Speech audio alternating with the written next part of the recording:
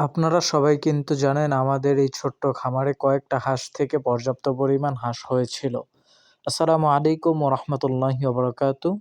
আপনারা সবাই কেমন আছেন? আশা করি ভালো আছেন। আলহামদুলিল্লাহ আপনাদের দয়ায় কিন্তু আমরাও ভালো আছি।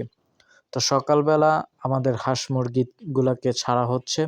যেহেতু এখন শীতের কাল এজন্য কিন্তু আমাদের হাঁস মুরগিগুলাকে একটু দেরিতেই ছাড়া হয়।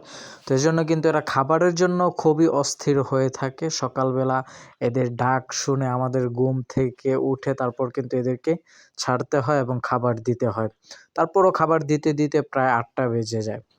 তো আপনারা কিন্তু জানেন আমাদের এই ছোট্ট খামারের সূচনাটা কেমন ছিল। যারা আমাদের পূর্ব থেকেই ভিডিও দেখেন তারা কিন্তু অবশ্যই জানেন। আমাদের কিন্তু অল্প কয়েকটা হাঁস মুরগি থেকে আলহামদুলিল্লাহ অনেকগুলা হাঁস মুরগি হয়েছিল। ওদের বাচ্চা ছিল, ওই বাচ্চাগুলা বড় হয়েছে।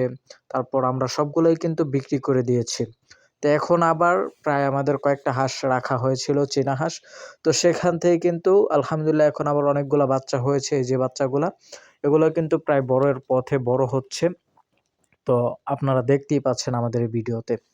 তো এগুলোও কিন্তু বড় হওয়ার পর এদেরকেও কিন্তু বিক্রি করতে হবে। কারণ আপনারা অনেকেই জানেন, আবার অনেকে হয়তো জানেন না, আমরা যেই জায়গাটাতে থাকি এর চতুর্দিকে হচ্ছে চক। তো চকের ভিতরে কিন্তু অন্যান্য লোকেরা ফসল ফলায়। সেই ফসলগুলা কিন্তু এই হাঁস মুরগি নষ্ট করে। সেজন্য কিন্তু এদেরকে একটা সময়ে আমাদের বাধ্য হয়ে প্রায় বিক্রি করতে হয়।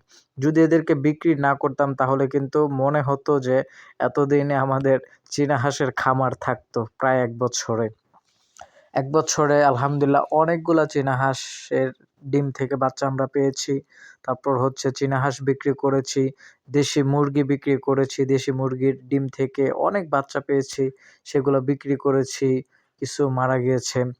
তো যাই হোক, খামার হয়তো এতদিনে অনেকটাই বড় হয়ে যেত, কিন্তু পারতেছি না, চতুর্দিকে হচ্ছে ফসল ফলায় সেজন্য। তো যাই হোক, আমাদের এই চীনা হাঁসের বাচ্চাগুলা বড় হচ্ছে, তো এদেরকেও বিক্রি করা হবে ইনশাআল্লাহ। তো যেই কথাটি বলতে চাচ্ছিলাম, আমরা চীনা হাঁসকে আজকে খাবার দিচ্ছি হচ্ছে শামুক। চকে থেকে আমরা শামুক নিয়ে আসলাম, নিয়ে আসার পর কিন্তু এগুলাকে ভেঙে ভেঙে দেওয়া হচ্ছে। এরা কিন্তু দেখতে পাচ্ছেন কিভাবে শামুক খেয়ে নিচ্ছে।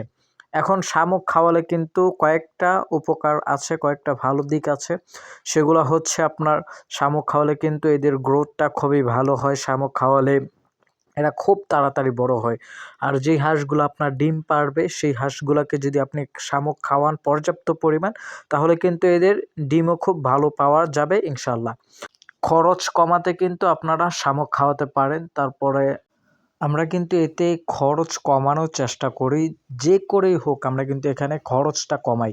খরচটা যত আপনি কমাতে পারবেন তত কিন্তু আপনার খামার থেকে লাভ আসবে। আপনি যদি ৳৭০ কেজি ফিড কিনে এদেরকে খাওয়ান তাহলে কিন্তু এদের লাভের থেকে আপনার লোকসানটাই বেশি হবে।